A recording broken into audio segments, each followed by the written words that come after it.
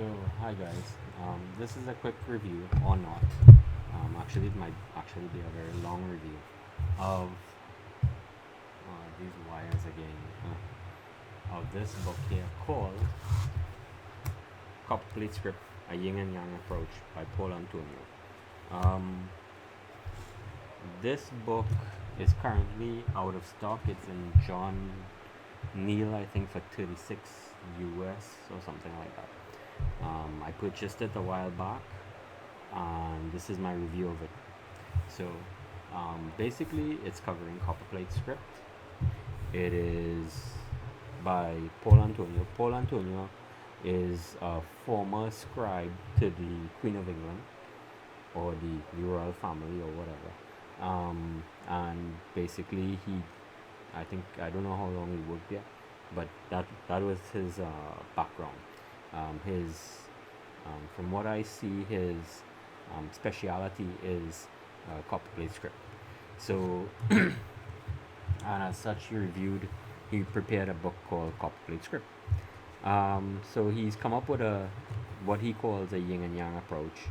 Um, I suspect it's based on his heritage, which is Chinese slash, uh, I suppose,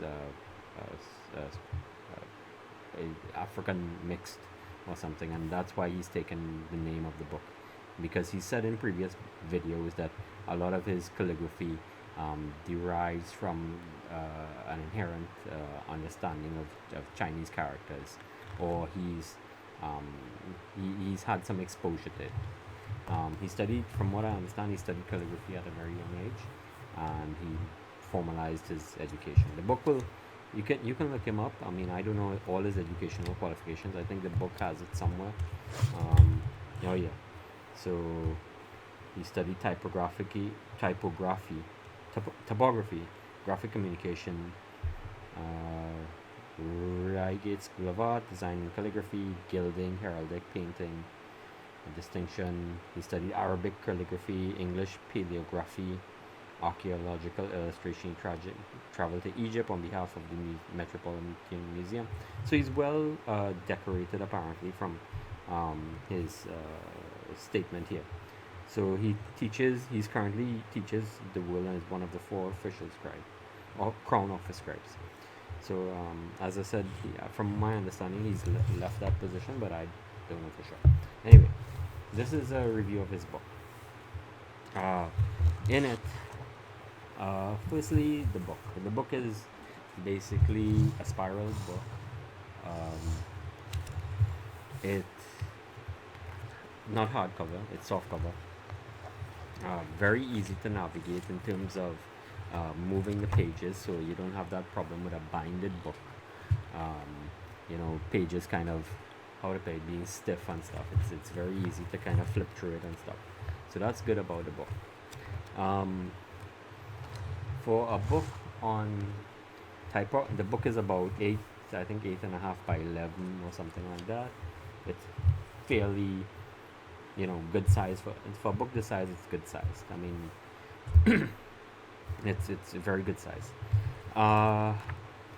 In terms of the size of the for a book on calligraphy, though, there's a lot of information in here, but it's difficult to read. The font is probably 0.6 or something, or 0.4 or 4 in Microsoft Word. It's very, very difficult to read this size of font. The layout itself is not conducive. The spacing is something that was done probably very poorly. As I said, there's a lot of information, but it's difficult to navigate because of how the layout is. It's and the size of the fonts. It's basically you're having to struggle to really look at it, and you're having to look at it really, really, hard. It's the size of the letters themselves are about 4 or something on Microsoft Word. They look like New Roman or something, or serif, because I'm seeing some serifs on top of them. I don't know exactly the font, but it's not it's not conducive to reading. I'm gonna tell you that it's very very challenging to read, in terms of just how the layout is. Saying that, there's a lot of information in the book, so you kind of have to go slow with the book and read it piece by piece, and while your eyes struggle through this. I suppose the reason that it was kept this size is probably because to keep down on printing cost, but I'm not sure. Maybe this is a prefer, or maybe it was done this way to have it viewed in one shot. But it's as I said, it's pretty bad. To give you an example, most novels are probably twice. The font size is probably twice. So huge challenge there. And I haven't looked at it. I think there's a Kindle or e version of it which I haven't looked at. I'm not going to look at. I prefer, if I'm doing calligraphy, which is a craft, I'm gonna look at a book, preferably. I prefer a hardcover book. And not like go gilding through information. And even if I do take that book and print it out, it'll be the same size. So it makes no sense unless I'm doing something like, I don't know, 16 by 11 or something, make one big huge book. Then probably is easier to read, but then the fonts might disintegrate. So yeah, the paper itself is a kind of glossy paper, which isn't that bad. It actually, it it's okay. It's not, it's light, so easy to tear, but it seems like decent enough paper to actually not get brown or have any color changes or something. So you can see the mark making pretty well. A lot of the mark making came out well in terms of the fine lines, and so it's not that bad with that. But as I said, it could have been, this book should actually have been maybe twice the size and laid out a lot better to make it more readable. Anyway, so let's get past, and should have been hardcover to actually, because if it's a workbook, it's going to be used, and this cover is going to wear off. I mean, this is what's the point of doing something like this, which is some lines here, if it was another page, you could have basically glued on a hardcover or something on your own and just made it a little bit more durable. But I guess that wasn't thought of anyway.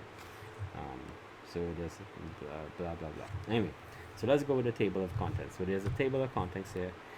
There's a fair bit of parts. Part 1, part 2, part 3, part 4, part 5, right? So he's basically telling you how to use the manual, the tools, the majuscules, the minuscules, which is basically the alphabet. Then he goes into some exercise. Then he goes into the active writing and how to practice and spacing and etc.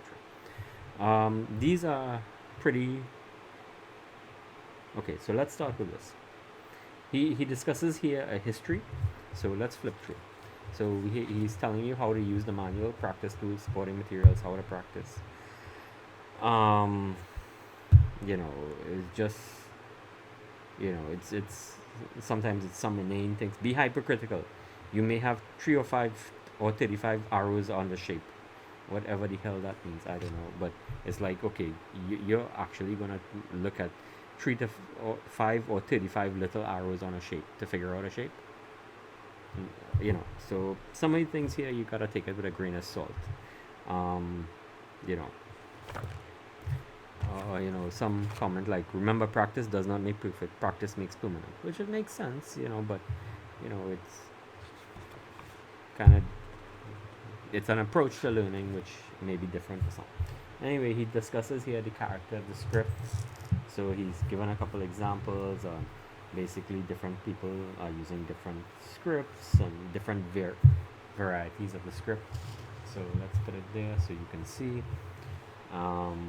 So they have slightly different letter formations, and he basically tells you like, okay, it gives you some characteristics of the script, which is the angle, the ductus, which is the stroke sequence, the lineage, of it being, if one is from Roman imperial capitals, the other one is from Chancery Corsair.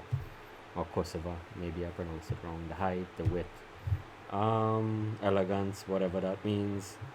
I'm elegance. I think refers to the length, the height of the script more than anything else, because generally in traditional art, the longer something is, the more elegant it's considered. That's why Roman letters are about 8. You know, I think 8 to 7.5 brush widths. Anyway, contrast, flourishing nib, blah blah blah. Questions to consider when it's not copperplate. I don't know what's the point of this, but all right. Energy and geometry. From potential, whatever this is. This is some kind of quasi. I don't know, some kind of whatever meditative thing. I mean, if you were doing a meditative book, fine, but this has, I suppose, there's a mind-body connection here somewhere or something. Anyway,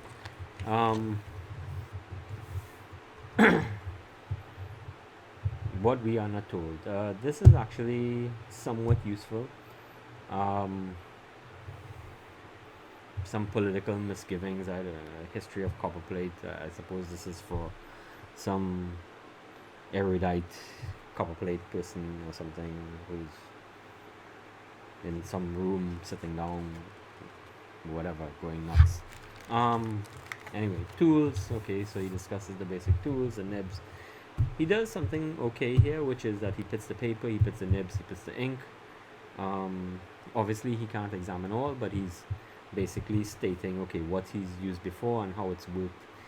Um, you know, it's fairly alright. Take it. Please consider that this book is written in Western or Europe. So, the from my own experience as a calligrapher, the use of paper and ink in different environments are reflected differently.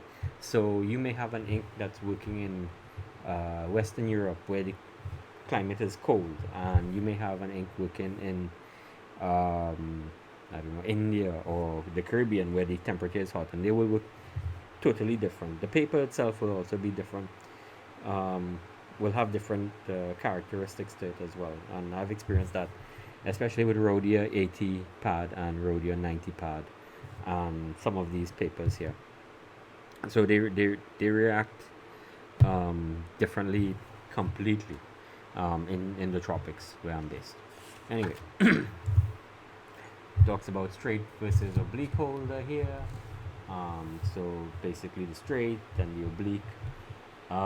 The his samples here that he's done within the exemplars are done with a straight holder, not an oblique holder.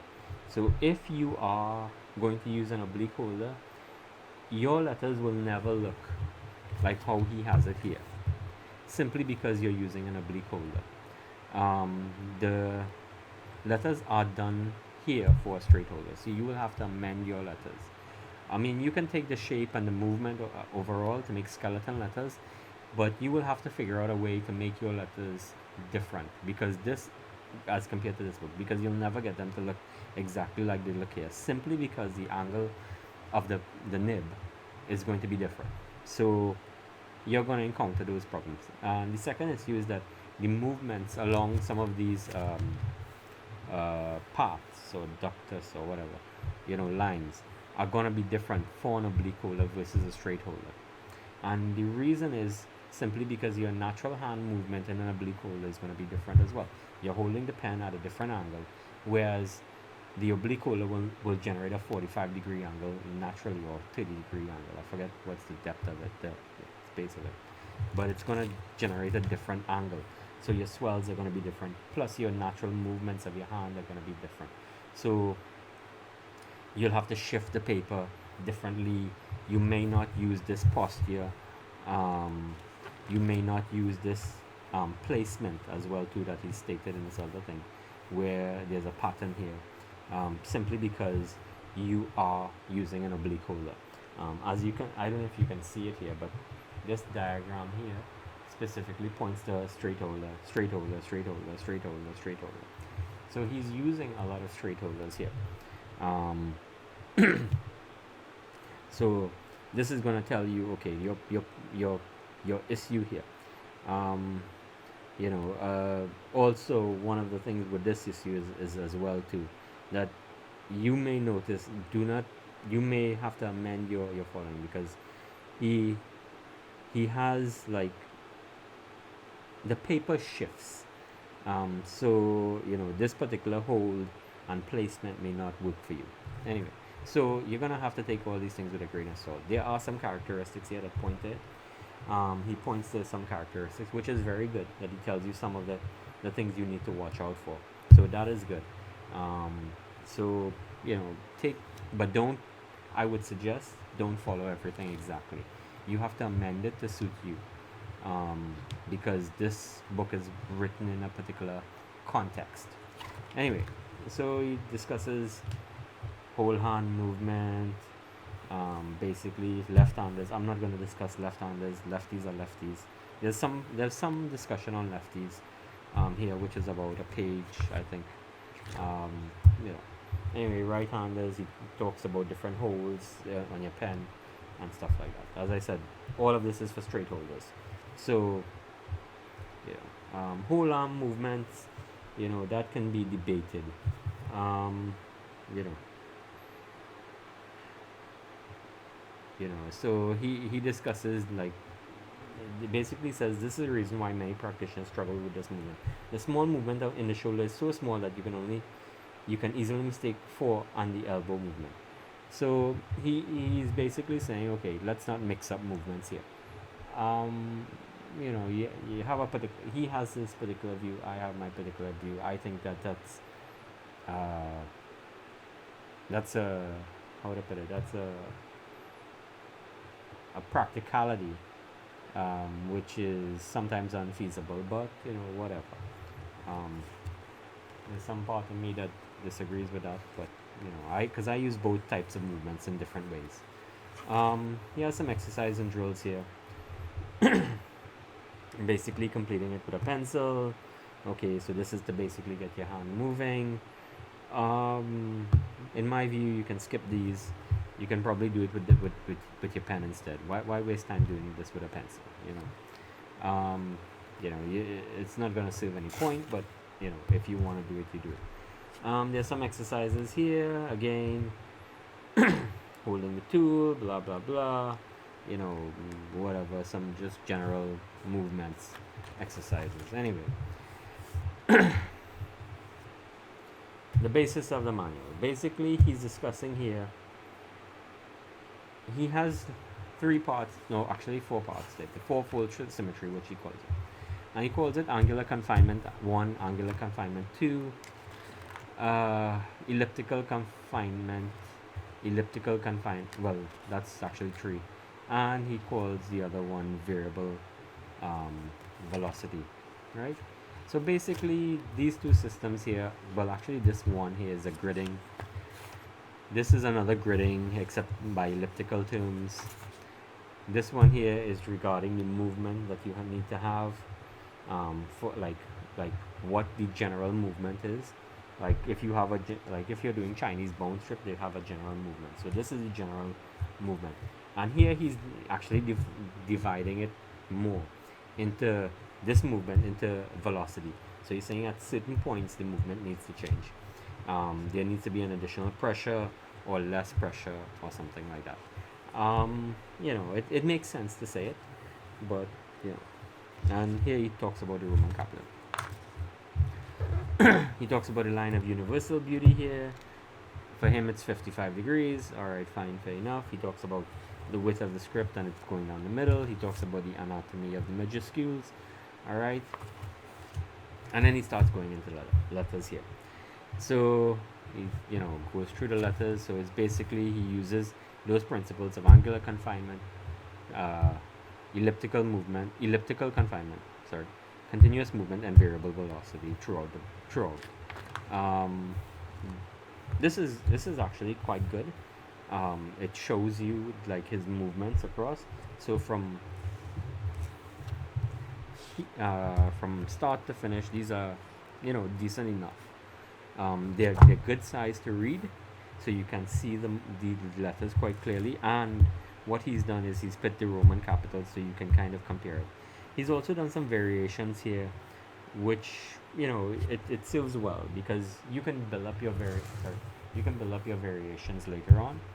But yeah, the issue with this is that he's using a straight holder. So if you're doing some things on a straight holder, you're gonna get some problems doing this. Um, your movement will have to change. Like he talks about, okay, you're rolling up. When you're going that, you're going against the grain of the paper. So it's kind of like, okay, fine, fair enough. So you will have to change your letters around. Basically, he's discussing the majuscules here, so I'm going through the majuscules, blah blah blah. If you've seen one, you've seen them all. Um,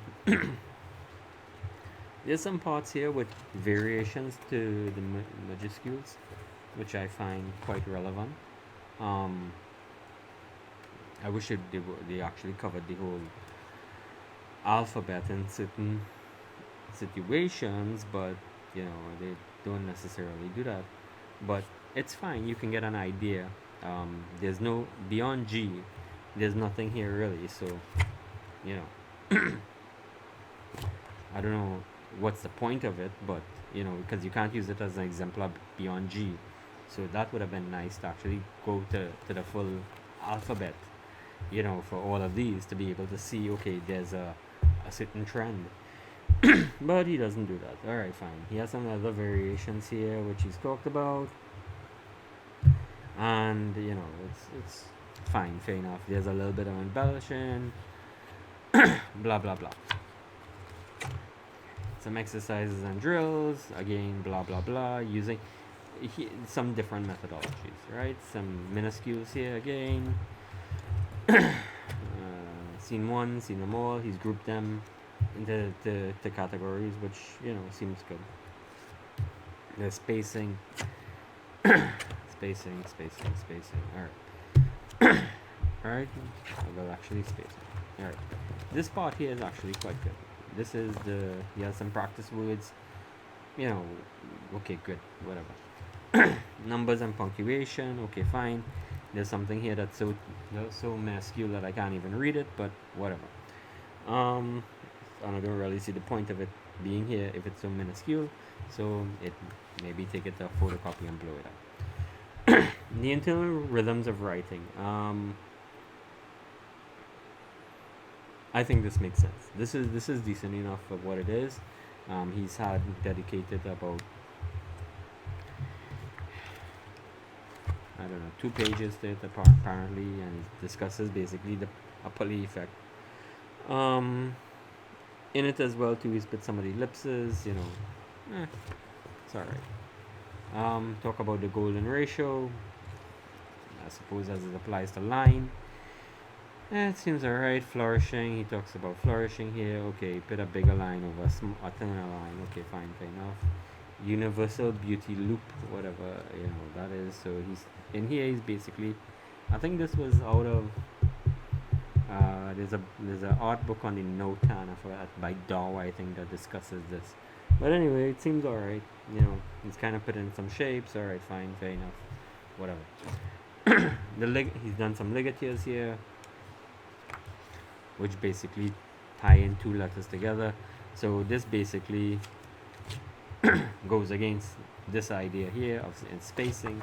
So here he's talking about combination of letters together, which means different spacings. So and also there's differences between the individual letter forms, but it gives you an example of, okay, you can do some things different. And what happens is a lot of times it's problematic to copy the same letter twice. So like, let's say you're copying an I and an I, you're gonna have some challenges making one look exactly like the other. Here he discusses brush copperplate, which I think is completely irrelevant to this book, especially his pen hold and his exemplars. I think these things are basically wrong, especially the D, but whatever. He does a little bit of brushwork here, simple decorative patterns where he's used like the brush, and I don't know, it's a fig tree or coconut tree or something, and here's a simple whatever, Basically, you can look at, anyway. This part I actually liked, which is a specimen script specimen sampler. I wished it would have included the majuscules from these different people so that I can see what their thinking process was. It would have. I wish this actually was longer. It would have had more, and I would be been able to examine some of these people because their thinking regarding it is completely is some of it is different, and I would have preferred to see like a wider scope of it. Some, I have a preference for, you know. So, what do I think of this book? Okay, so basically, I would say I think this book is an okay book. It's not the greatest book. If you're thinking you're gonna learn calligraphy from this one book, I would not recommend it. I would say you need to have read a couple other calligraphy books, particularly calligraphy books from the early 20th century. The golden age of calligraphy. I think that was from 1900s to 1940s or so, where you were having like a huge amount of calligraphy being done, simply because of the commercial work that was required. So there was, and you would find a lot of books in there. Like I think there's some on penmanship and a bunch of stuff. Um, a lot of them they haven't gone into his theoretical background, like where he's talked about the gridding and all of that. But they actually do discuss the nitty gritty a lot better, particularly in regard to practicality and getting it done. Because their aim at that point, when writing those books, was for calligraphy was basically an advanced workman's game. So it wasn't like it hadn't reached the form of high art. It had reached the form of this is someone who needs to find work. They are calligrapher. This is what they can do. Yes, there are certain aspects of writing letters that are artistry, and I would not disagree with that. But it was considered more of a trade.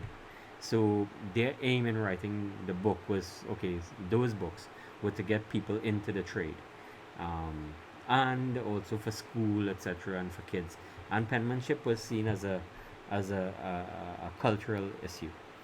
Having good penmanship showed good class, and by 20th century standards, good breeding and education and whatever, the status issues. But this has a theoretical background. I don't think it's particularly relevant. I don't think it's particularly useful, but it gives you something to frame it on, and I don't think you should spend too much time on it. Given that the book is written for straight holders, if you're an oblique holder, this person, unless you're willing to change your writing to straight holder, you're not going to copy the letters, so it's going to frustrate you. So I would not suggest this book for people who primarily use oblique holders. I would, unless they can derive the letters, which means that they can weed out his letter forms and can go beyond it, which means that you have actually read beyond this book to understand this book. So those things are, so as a beginner's book, no, do not recommend this book. For an intermediate person, I would recommend this book 3 out of 5 or 6 out of 10, because there are some concepts here which can be useful in widening your understanding of calligraphy. I wouldn't say it's particularly useful, because if you go down that path, you're going to be led down a rabbit hole, which I personally think that other books deliver more. There are some things in the book, as I said, I wish were better, which is the size of the font, the size of the book itself, the cover, the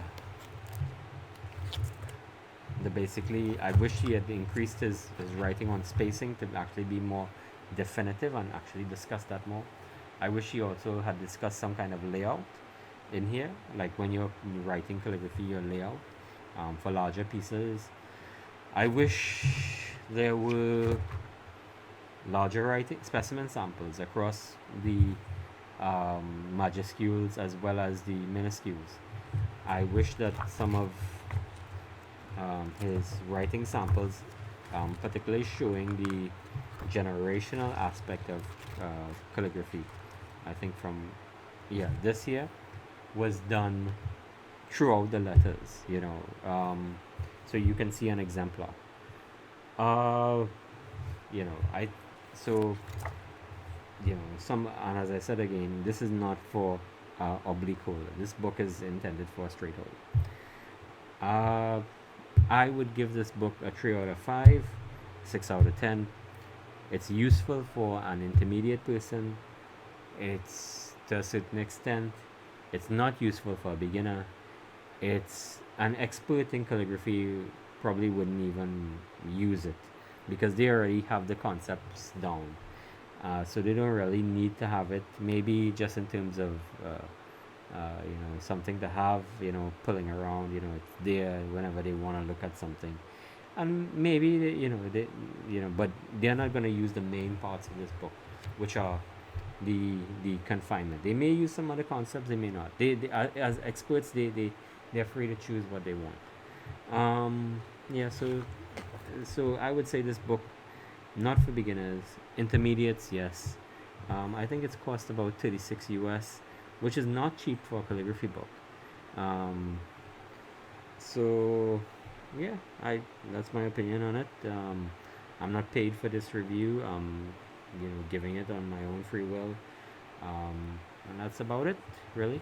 So thank you very much, and I may put on a link for an affiliate link, or if you may put on a buy me a coffee link if you found it useful and you feel like you can buy me a coffee or something for this review. Save yourself 35 or 36 US. You know, you know, drop across it. I'd appreciate it very much. It allows me to do more reviews and get more books in to kind of give discussions on. So, any questions, leave them in the comment. I'll be happy to answer them to the best of my ability. And thank you very much.